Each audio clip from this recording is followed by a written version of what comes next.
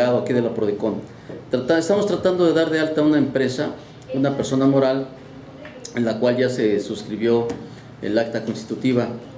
Entonces, pues yo ya tenía rato que la verdad yo esos trámites no los veo.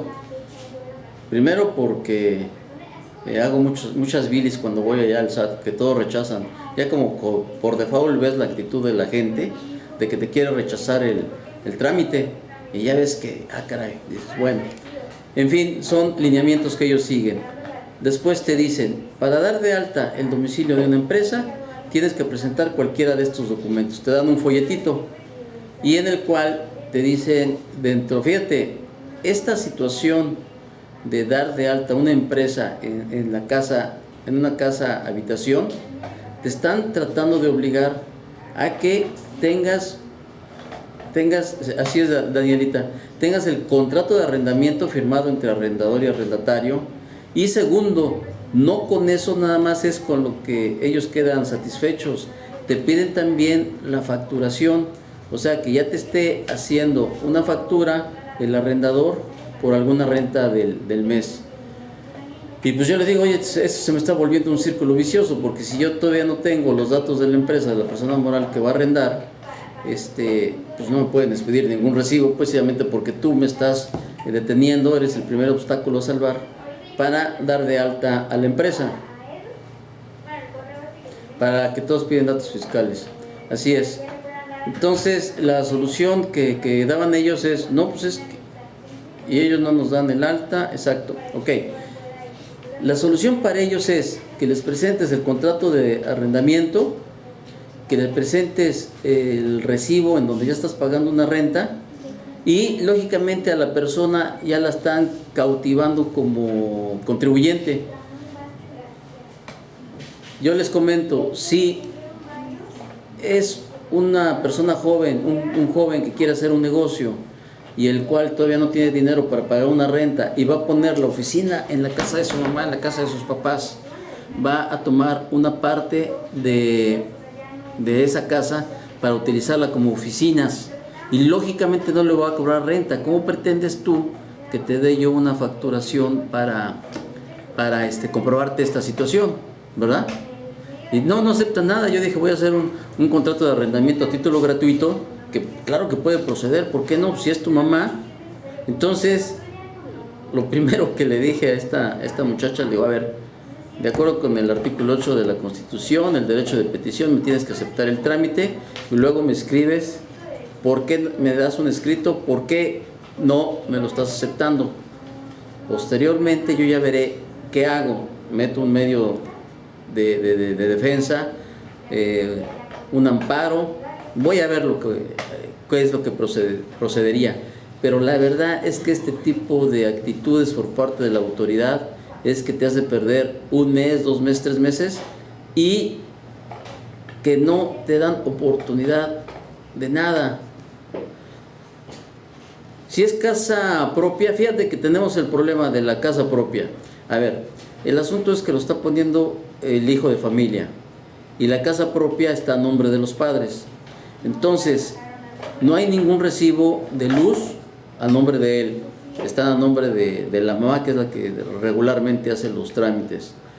Te están pidiendo, y ya no te aceptan estados de cuenta bancarios, no te lo están aceptando. Entonces te están pidiendo que el contrato de arrendamiento, te están pidiendo, hay 7 opciones. La otra es que formalices ante de las oficinas del ayuntamiento una constancia de residencia. Entonces sí puedes ir a hacer la constancia de residencia, pero para la constancia de residencia son otros 6 u 8 requisitos los cuales debes de cubrir para obtenerla. Entonces a nosotros nos pide una constancia de residencia, exacto, Danielita, que pide el ayuntamiento, pero para ese trámite te piden hacer todo. ¿Cómo es totalmente ilógico? ¿Cómo te pretenden pedir ese recibo a nombre de la empresa si apenas la vas a dar de alta? Entonces está volviendo un círculo vicioso. Y todo esto empieza también desde el momento en que tú suscribes el acta de asamblea ante el notario, porque para todos los efectos el notario ya debería de tener dado de alta, ya debería de estar dado de alta en el Declaranot y poder él darte de alta como persona moral y lógicamente obtener tu registro federal de contribuyentes. Bueno, estuve platicando con un licenciado de la notaría y me decía que también ellos tienen problemas con el SAT porque están precisamente haciendo ese trámite y se los tienen detenido porque hay una discrepancia de opiniones entre el SAT de la Ciudad de México ahora y el SAT local. Dice, te piden hasta el pago del predial, claro, todo a nombre de la empresa, y los notarios de estos lugares no hacen el trámite de alta. Si alguien conoce algún notario que elabore el alta, se los agradeceré. Mil. Todo va encaminado a fiscalizar, plan con maña. Exactamente. Entonces ahí lo que quieren ellos es agarrar a la gente que también esté arrendando y que no esté dado de alta, pero obligarlos al pago. Ya tienen un contribuyente más. Pero yo creo que es una práctica excesiva, que la voy a checar con el delegado en un momento más, si llega a tiempo, y les comentaré cuál va a ser la resolución que le vamos a dar a este asunto, porque para mí realmente me parece excesiva. ¿Cómo quieres o cómo pretendes tener más contribuyentes si tú, SAT, eres el primer obstáculo que tenemos que saltar todos los contribuyentes para dar de alta una empresa? Entonces, la otra cuestión era precisamente eso que me comentabas, Danielita, que era la constancia de residencia, que la tramitas en el ayuntamiento, de las oficinas del ayuntamiento. Entonces, vamos a ver.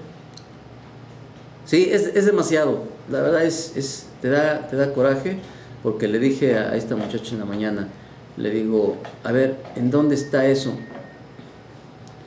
Dicen, esa disposición está en uno de nuestros folletitos, en nuestras fichas. Le digo, pero eso no es ley. Tú me tienes que aceptar el trámite, porque, y ya después me escribes, o me das un escrito, me das una respuesta en el por qué no es posible hacer el trámite para que yo pueda realizar un medio de defensa, ¿verdad? Pero no lo quisieron y dicen que este tipo de consulta se debe de hacer vía internet y con el jurídico del SAT.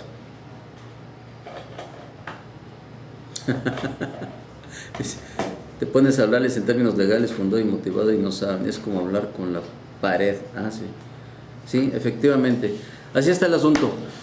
Bueno, pues esa es de las situaciones que nos han estado pasando. Les quiero comentar también otro asunto, y le vamos a dar solución. Lo voy a comentar con el maestro Marcos Gutiérrez, que es el delegado de la Prodecon aquí en Quintana Roo, y vamos a ver qué podemos hacer. Digo, independientemente de todo, como le urge al cliente hacer este trámite, vamos a buscar la opción ante el ayuntamiento a ver si lo podemos hacer más rápido. Entonces, vamos a ver.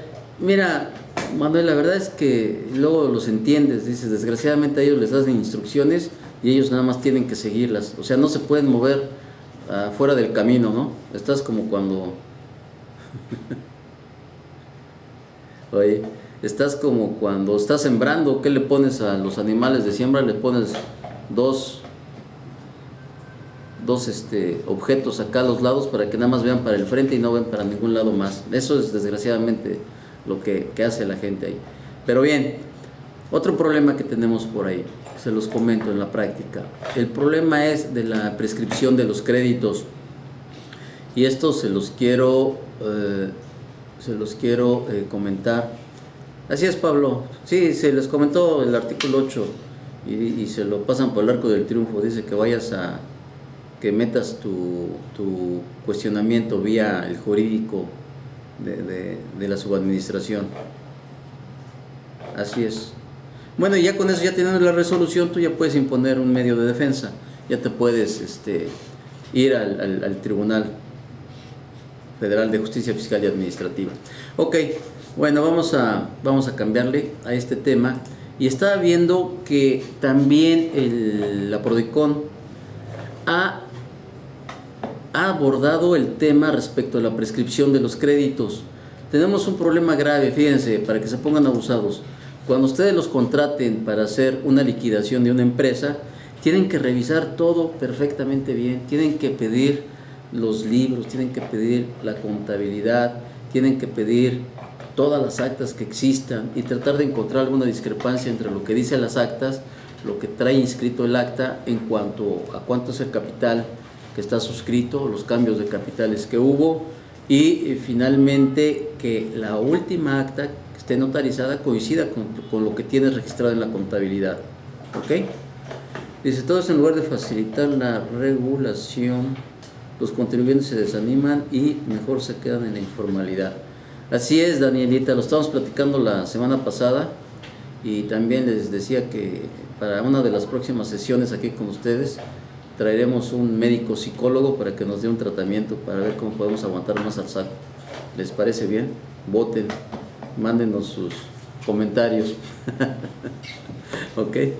Y ya retomando el tema, ya vamos a cambiarle porque vamos a quedar bien traumados ahí con esos trámites. Ahora vamos a traumarnos con el otro trámite, con ese, el de la prescripción de los créditos.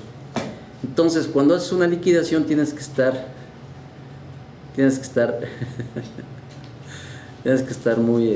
muy atento de todas las situaciones que se te presentan por ahí.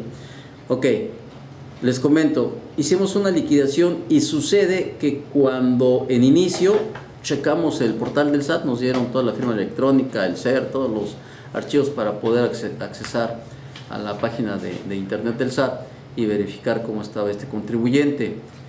En principio el contribuyente estaba bien, vemos la opinión fiscal y nos dice que no tiene ningún problema, que está bien, que está al día.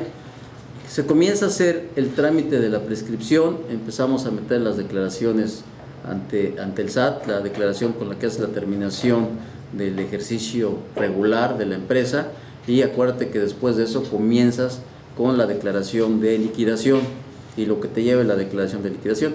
Y pues tienes que presentar tus declaraciones, etcétera, etcétera. Tienes que hacer las actas de asambleas extraordinarias, que regularmente la gente maneja dos, se puede manejar una, ahí hay algunas interpretaciones de artículos de la Ley General de Sociedades Mercantiles, en donde te establecen que si finalmente la información que tú vas a publicar, que ya no se va a publicar ahorita, les comento, que lo que tenías la obligación de publicar anteriormente es exclusivamente para los socios o accionistas, ya no tienes nada que ver con proveedores porque ya estás en liquidación totalmente.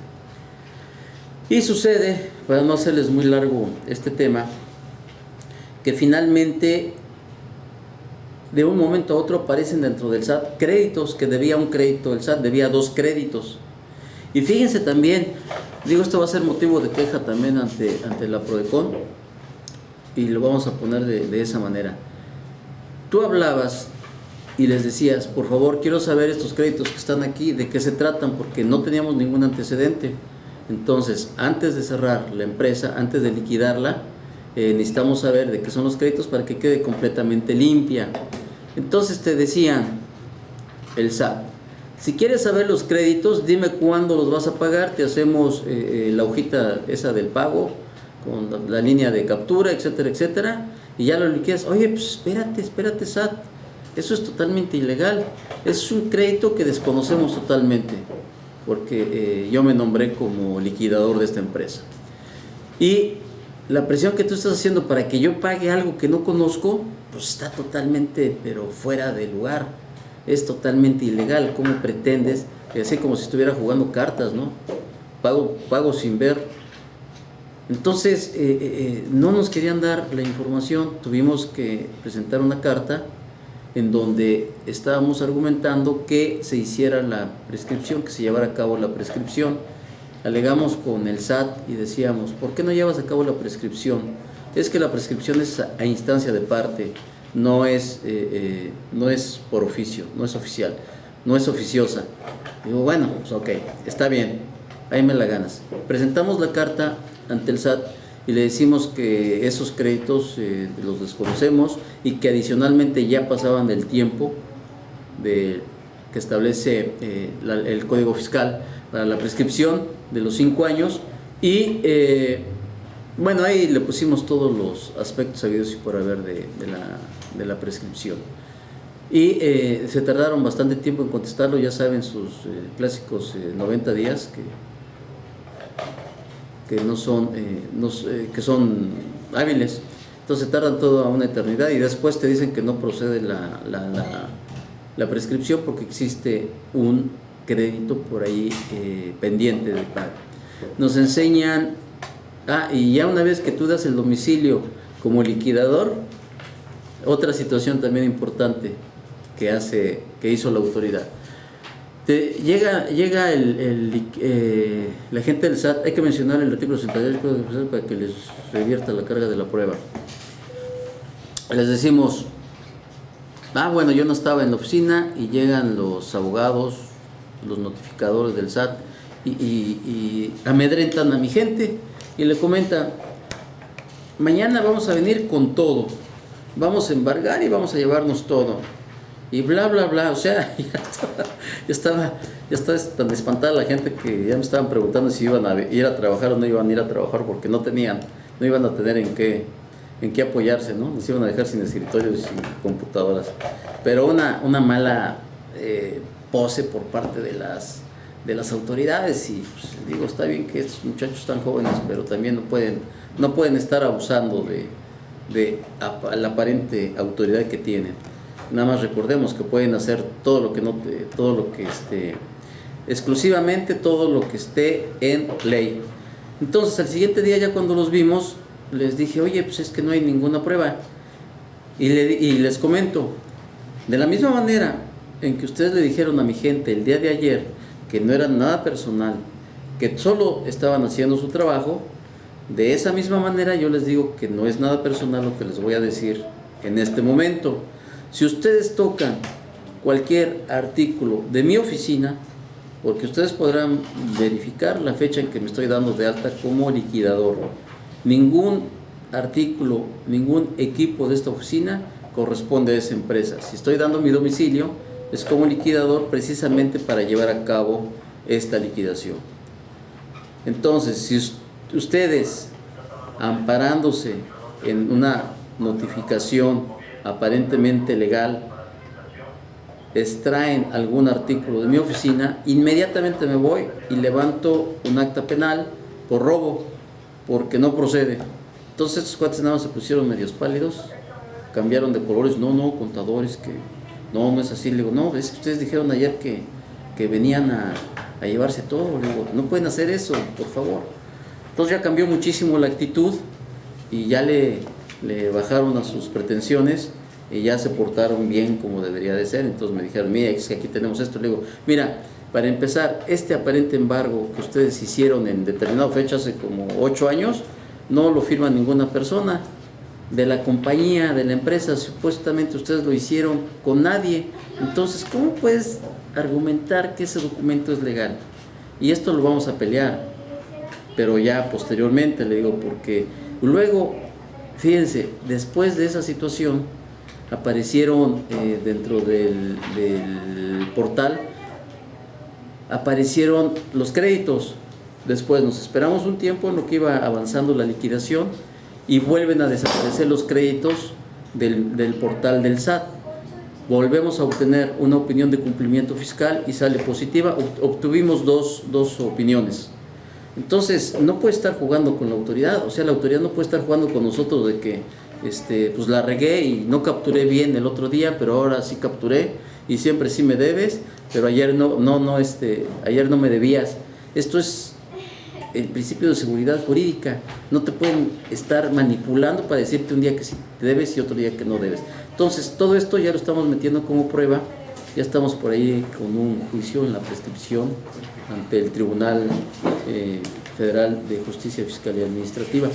Entonces ahí vamos avanzando y precisamente lo estamos haciendo con el maestro Marcos Gutiérrez, que pues acaba de llegar. Y bueno, pues la próxima semana seguimos platicando de este tema para ver los avances y vamos a platicar ahorita con él. Vamos a dejar que tome un respiro el maestro, porque te subiste por las escaleras. Sí. El maestro Marcos Gutiérrez, muchas gracias por estar con nosotros hoy. Hola, buena tarde. Saludos a todos. Una disculpa por la demora. Nos atoró una mesa de trabajo, pero estuvimos muy contentos de estar con ustedes, sobre todo con el tema que platicaba con el contador del acuerdo conclusivo, ahora en las revisiones electrónicas. Entonces, pues sobre todo para que lo tengan presente y ante una revisión electrónica, pues no pierdan la oportunidad de poder acudir a la Procuraduría. Y al jefe del SAT, y entrando en materia, pues el año pasado anunció de que en este año las revisiones electrónicas vienen con todo. Sí, a partir de junio, ¿no? Es la fecha Al parecer, ajá, sí. Entonces, recuerden que ahora es muy fácil, tienen información a través del sistema financiero, timbrado de los FDIs, contra la electrónica. Entonces, la verdad va a ser muy sencillo para la autoridad poder estar pues remitiendo esta información o procesando esta información, y a partir de aquí pues emitir la revisión electrónica. Recuerden también que como motivo de la reforma para este año, por ahí vieron unos pequeños ajustes justamente al tema de las revisiones electrónicas, sobre todo respecto del tratamiento que había que dar en cuanto a las preliquidaciones. Antes hablaba solamente de una determinación previa, ahora ya habla de preliquidaciones. Si no desvirtuamos pues estos elementos que le sirven a la autoridad para el crédito fiscal, se considera una resolución firme, y en consecuencia pues la única vía sería la impugnación vía recurso o a través de el medio de defensa del juicio de nulidad. Entonces es importante que lo tengan en cuenta ante el primer aviso de que tenemos una revisión electrónica, tener en cuenta el tema del acuerdo conclusivo. Hemos platicado en algunas otras ocasiones de qué consiste el acuerdo conclusivo. La verdad es que ha sido un medio alternativo para solventar esas diferencias con la autoridad en los procedimientos de auditoría muy bueno. Hemos estado logrando aquí en la delegación Quintana Roo un éxito importante. Por cada 10 acuerdos o solicitudes hemos estado firmando 7, y eso habla pues de la voluntad de las partes. Recuerden que es un procedimiento de mediación en donde cada parte formula sus propuestas y con base en ellos se van aclarando pues estos hechos o calificación de hechos que hace la autoridad y que tiene que ver con pues alguna cuestión de trascendencia económica. Las calificaciones más comunes que hemos advertido es el tema de los ingresos. Muchos ingresos que se determinan como presuntos y que el contribuyente ha podido desvirtuar, en el sentido de no son ingresos, son préstamos, o no son ingresos, sino que son movimientos entre cuentas propias. Y aquí la experiencia es que es bien importante el tema de la prevención. Si ustedes tienen alguna cuestión relacionada con algún préstamo, con algún movimiento financiero, es bien importante cuidar el sustento, tanto los contratos, el tema de los pagos, el tema de cómo acredito dónde recibe el dinero, cómo realicé la devolución del mismo. Entonces es muy importante tener en cuenta esos aspectos para evitar pues alguna contingencia que pueda significar un problema mayúsculo. Y la ventaja pues justamente es que a través de los acuerdos conclusivos, recuerden, el mayor beneficio es en la condonación del 100% de las multas, tanto de forma como de fondo, y ya dentro del propio procedimiento pues los beneficios que se van generando de entrada, pues la oportunidad de aportar tal vez algunos elementos probatorios que no hayamos aportado al momento de la auditoría. Y eso es muy importante porque en algunos casos hemos advertido que eso se debe justamente a que es un poco de falta de comunicación entre las partes. En alguna ocasión un contribuyente nos decía: oiga, pues sí tengo estos elementos para acreditar cierta operación, y le preguntábamos ¿y por qué no lo aportó en la auditoría? Y decía: pues es que no me lo pidió la autoridad, ¿no? Yo no sabía, o no sabía que los tenía la autoridad, y por eso, pero aquí están, los aportó, la autoridad los pudo valorar y sin ningún problema desvirtuó la observación a la que estaba siendo sujeto el contribuyente. Entonces es bien importante eso. Recuerden que ahora con el tema de las revisiones electrónicas pues todo es más rápido, ya no hay tanta posibilidad de acción. Entonces es bien importante el tema de la prevención, ir cuidando que nuestros movimientos tengan el debido sustento. Recuerden que ahora el tema de la materialización de las operaciones también es un tema importante. Ahí me voy a permitir, por ejemplo, recomendarles la lectura de la recomendación número 5 del 2015, de la delegación de Guerrero es una recomendación muy buena, porque justamente ahí en la Procuraduría le decimos a la autoridad que el único procedimiento que existe actualmente para desvirtuar las operaciones o para tener como el rechazo de presuntas operaciones es el procedimiento que está establecido en el 69B. Se estableció justamente como una medida para poder llegar a la conclusión de aquellos contribuyentes que no realizaron operaciones. Entonces, la autoridad debe transitar por este procedimiento antes de determinar que ciertas operaciones fueron inexistentes. Y hemos advertido que muchas veces pues, la autoridad, sin establecer este procedimiento, llega a esta conclusión. Entonces, ahí es una cuestión que hay que tener mucho cuidado, inclusive los argumentos que están contenidos en esta recomendación les pueden servir no solo para el tema del acuerdo conclusivo, sino inclusive para el tema, por ejemplo, de devoluciones, en donde la autoridad niega estas devoluciones bajo el argumento de que no está acreditada la materialidad de ciertas operaciones, ¿no? Pero aquí esa recomendación es muy clara en el sentido de que para poder llegar a esa conclusión, pues la autoridad debe de transitar por este procedimiento. Te comento aquí algo que está escribiendo Pablo Ricardo de Veracruz. Dice, sí, pero todavía se tienen que esperar a que resuelva la Suprema Corte de Justicia de la Nación de los amparos por el envío de la contabilidad electrónica, y todavía los contribuyentes tienen en este ejercicio los que inician su envío para ampararse. Claro, es muy cierto lo que comentas, Pablo, respecto de justamente el tema de contabilidad electrónica. Sin embargo, eso no es obstáculo para que la autoridad, uno, pues, se arranque, y dos, no tenga los elementos suficientes para poder emitir una preliquidación dentro de las revisiones electrónicas. Ahora es muy sencillo, la autoridad, decide entrar a las operaciones a través del sistema financiero, puede verificar sin ningún problema cuáles son nuestros ingresos, lo compara o lo coteja frente a los FDIs que hemos emitido, y a partir de esos elementos puede emitir ya una preliquidación presunta. Entonces, por eso les digo que hay que tener mucho cuidado, no hay que confiarnos en el sentido de que, pues bueno, a lo mejor me amparé o tengo una suspensión para el envío de la contabilidad electrónica, porque en todo caso el procedimiento le revierte la carga de la prueba al contribuyente. La autoridad va a decir, yo advertí, por decir algo, ¿no?, de tus declaraciones y de estados financieros y de los FDIs, que tuviste un ingreso de 100 millones y solamente declaraste 80, entonces sobre los 20 me voy. Y la carga es para el contribuyente para poder desvirtuar o poder acreditar justamente pues esa diferencia. Entonces no hay que estarnos confiados en eso, si es un tema que está pendiente de resolver por parte de la Corte, pero la autoridad viene pues bastante fuerte. No recuerden que con el tema también económico que actualmente estamos viviendo, la autoridad en sus índices de recaudación están muy enfocados también en la cuestión de las infracciones. Entonces son temas ahí que no hay que descuidar, que están vinculados.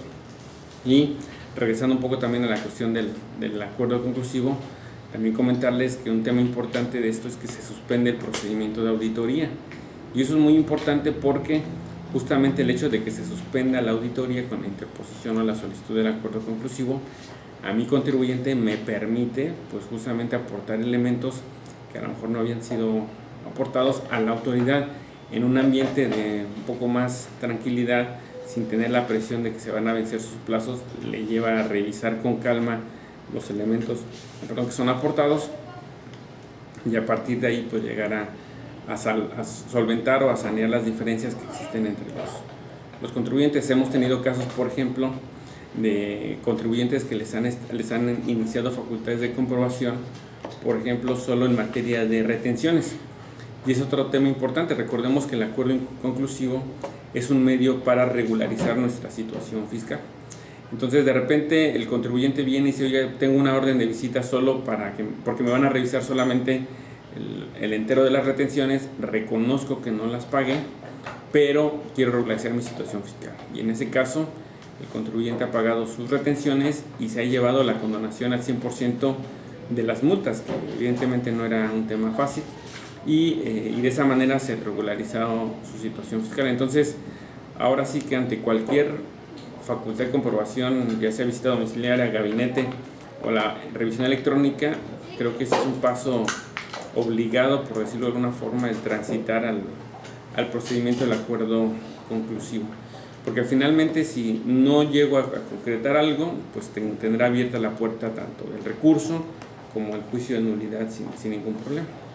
Sino que verdaderamente los acuerdos conclusivos que hemos llevado aquí en la delegación de la PRODECON han sido, se ha aprendido muchísimo, primero porque nos juntamos con las autoridades y tenemos oportunidad de comentar con ellos cuáles son los puntos con los que no estamos de acuerdo y los revisan. Digo, originalmente primero se ponen un poquito reacios porque pues ya saben que todos queremos tener la razón, todos creemos tener la verdad y la exacta interpretación de la ley, pero bueno, pues hay tesis, hay jurisprudencias por ahí en las que nos basamos para poder convencer a las autoridades de este tipo de situaciones, y hemos llegado a buenos acuerdos porque finalmente acceden a las observaciones que hacemos nosotros, precisamente de que no tomaste en consideración esto, no tomaste en consideración otro punto, deducciones que tú me estás eliminando porque dices que no proceden, porque no son deducibles, etcétera, etcétera. Entonces, yo creo que es una buena manera de arreglar en forma rápida las revisiones, precisamente las liquidaciones que nos haga la autoridad, ¿no? Y algo muy importante también es que dentro de este procedimiento de acuerdo conclusivo, el contribuyente inclusive puede tener beneficios extraordinarios, ¿no? El hecho de decir, oigan, pues puedo regularizarme en 3 meses y la autoridad me permite dentro del procedimiento de acuerdo conclusivo poder ir haciendo pagos parciales para efecto de no tener que solventar una contingencia pues mayúscula, ¿no? Entonces el tema del acuerdo conclusivo está volviendo, pues la verdad, un paradigma, porque inclusive viene a romper con la idea de que ante una situación fiscal necesariamente tengo que ir al medio de defensa, ya sea recurso o juicio, sino al contrario, antes de llegar ahí podemos entrar, y eso le está redundando en muchos beneficios a los empresarios, a los pagadores de impuestos, porque uno, de entrada, pues no tenemos que entrar a un tema de contratación a lo mejor de honorarios para un abogado, no tengo que contratar algo para garantizar el crédito fiscal, y además de manera anticipada pues tengo un conocimiento del importe de mi crédito fiscal que me va a servir como también un elemento de valor importante para una toma de decisiones, ¿no? Si de repente tenemos la posibilidad de poder llegar a un convenio, a un acuerdo que implique eso, regularizar mi situación, no hay que desperdiciarlo. Tenemos el caso de una contribuyente que nos decía, pues fíjese que mi contabilidad está muy bien, está todo en orden, entonces no quiero pagar, creo que no tengo que pagar nada. Y una vez que se realizó el análisis de los documentos, de los elementos probatorios que había, pues advirtió que la autoridad, ella venía con una contingencia cercana a los 300,000 pesos. Después de ese análisis, la autoridad le decía, pues la liquidación que te vamos a emitir dentro del acuerdo conclusivo será de 60,000 pesos. La contribuyente se resistía, decía, yo no quiero pagar. Y yo le platicábamos con ella y decía, es su decisión, pero por lo menos ahora usted ya tiene elementos para saber cuánto ascendería su crédito fiscal. Si usted decide no firmar el acuerdo conclusivo, la autoridad le liquidará sobre los 300,000 pesos, más los honorarios del abogado, más la garantía. Entonces tal vez termine al final del día no pagando nada si gana el juicio, pero lo que le pagaría al abogado y a la garantía es equivalente a lo que usted le va a pagar ahora a la autoridad, y con eso se va a solucionar su situación. No va a estar angustiada si en 2-3 años después gana el asunto. Recuerden que en los juicios siempre hay un riesgo latente, no los gano muchas veces porque tenga la razón. A veces se puede perder un juicio por una cuestión humana, que el pasante no llevó a tiempo la promoción, que el representante legal salió de viaje y no pudo firmar a tiempo un escrito, que el criterio del magistrado varió de un momento, o bien que una jurisprudencia sale y eso le da un giro de 360 grados al asunto, y podemos perder el asunto no porque no tengamos la razón, sino por unas cuestiones de estas que son ajenas inclusive a los argumentos de la demanda.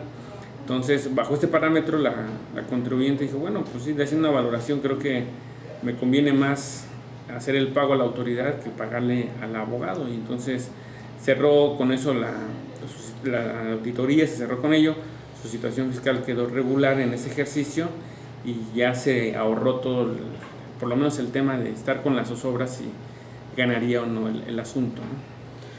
Pues ahí están, fíjense unos de los ejemplos que hemos tenido por aquí. También de que no quería pagar la señora. Y pues porque desgraciadamente todos sentimos que llevamos muy bien la contabilidad, o muchos clientes piensan que llevan muy bien la contabilidad, y la verdad a veces llevan unas sorpresas muy grandes.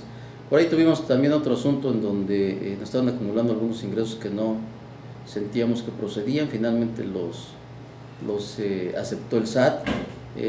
Eran 3 puntos muy importantes que nos aceptó el SAT, pero finalmente pues la contribuyente se quedó sin ingresos, ya no pudo pagarlo. Entonces ahí también ya son cuestiones fuera del alcance, ¿no? Claro, pero al final el hecho de tener una segunda opción o otra opción para regularizar nuestra situación fiscal creo que es extraordinario. Y además recuerden que el procedimiento de acuerdo conclusivo es un procedimiento flexible.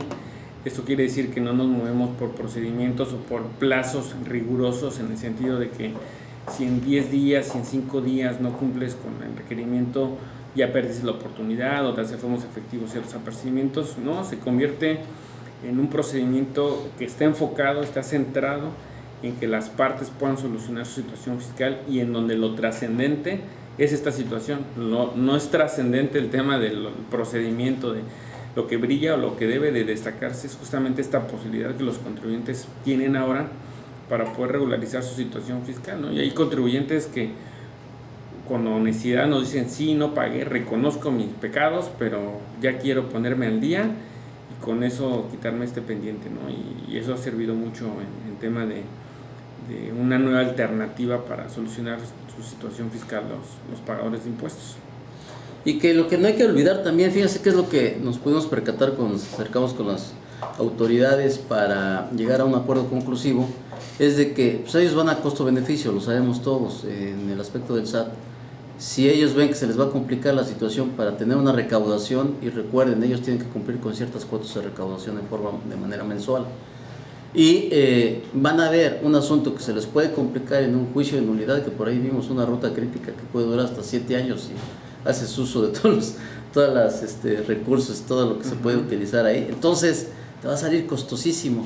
Solamente cuando tengas absolutamente la razón, tengas todos los elementos que comentábamos en algunas pláticas, todos los registros contables los haces fundamentados en un artículo de ley y que no tienes duda de que lo estás interpretando bien y ya lo checaste con algunas tesis, con algunas jurisprudencias, etcétera, etcétera.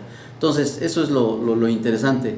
Yo creo que sí hay, por parte de la autoridad, hay cierto, pues van a descansar quitando ese tipo de problemas, ¿no? Porque claro, ya no lo tienen en el legal, sino que ya lo están recaudando en el momento. Inclusive se abre una oportunidad muy importante para la propia autoridad, de que de avanzada el contribuyente le pueda decir: oye, pues mira, me estás revisando y de entrada yo ya advertí que a lo mejor aquí te equivocaste, y si no llegamos a un acuerdo y nos vamos al juicio de nulidad, vas a perder el asunto, ¿no?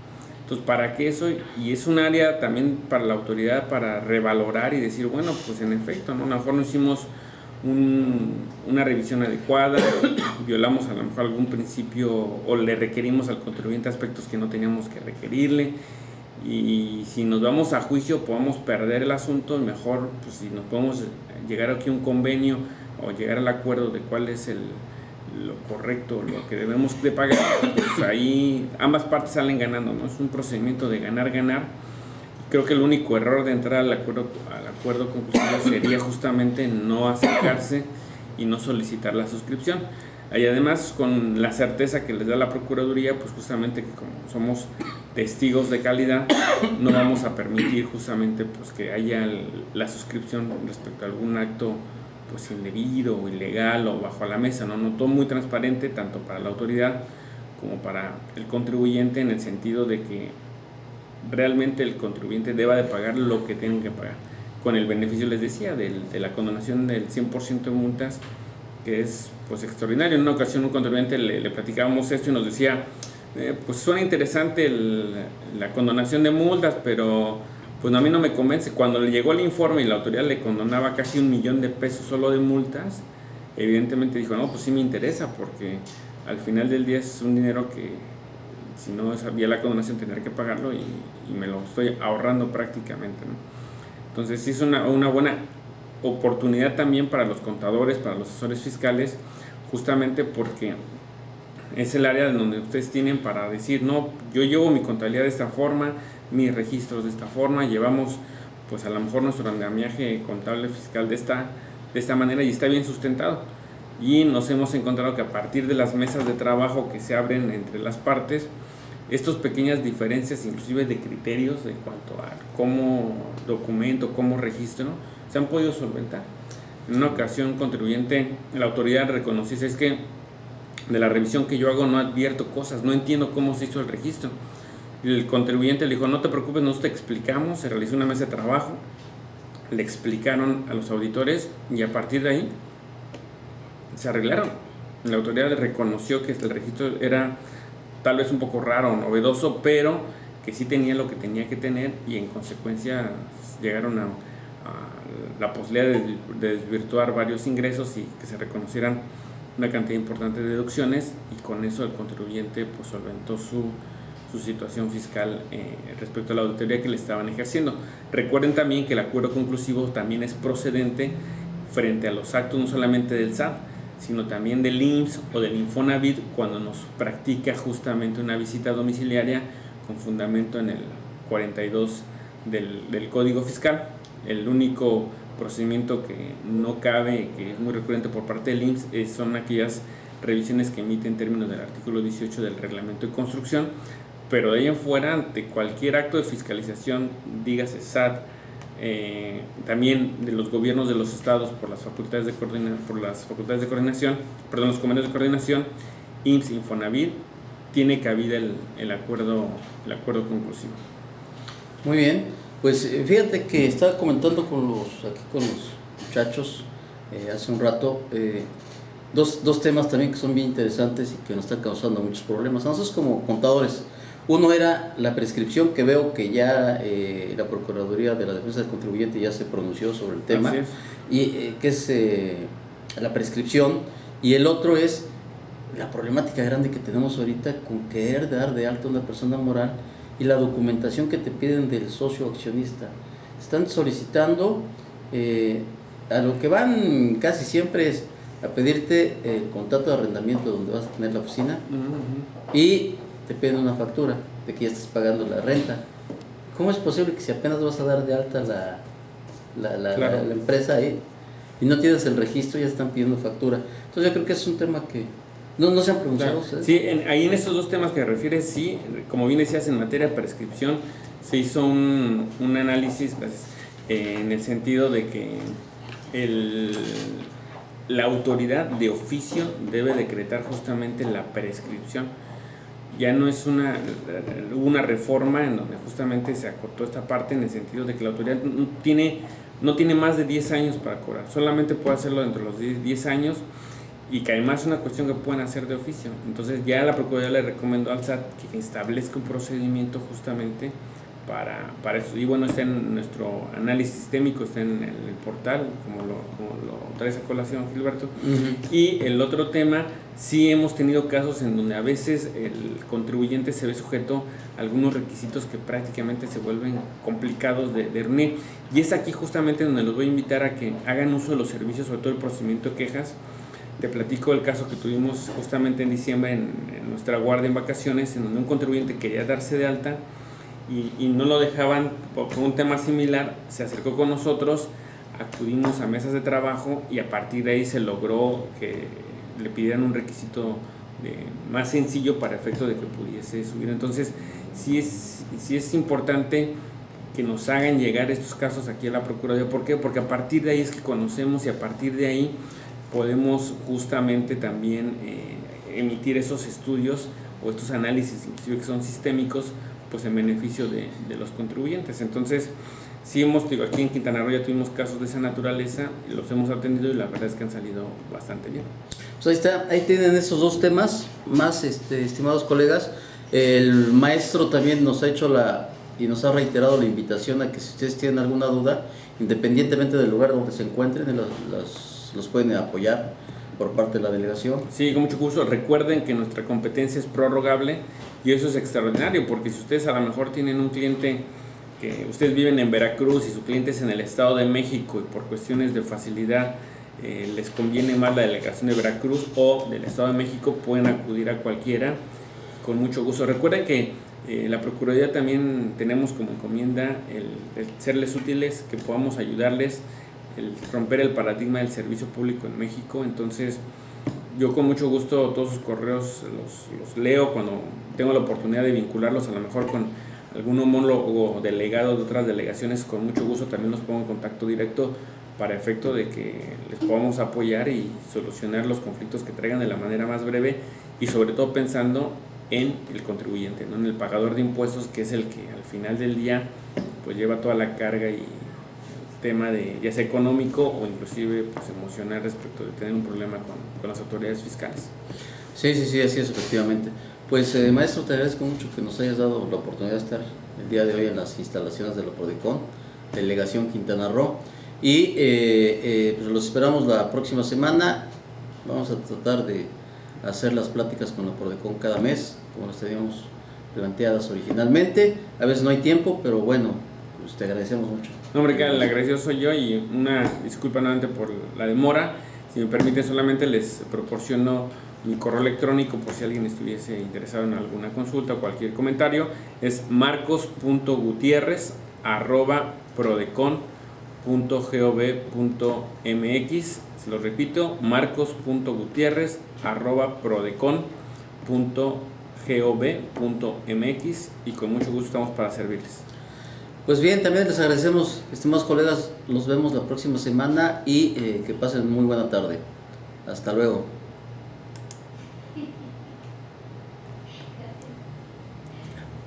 Sí, es que como yo soy de comida también, los empiezan a ir antes entonces. No, perdón, es que No hay cuidado. luego aquí un caos en el estacionamiento. Ah, sí, cuando llegué también había. Y te me voy a disculpar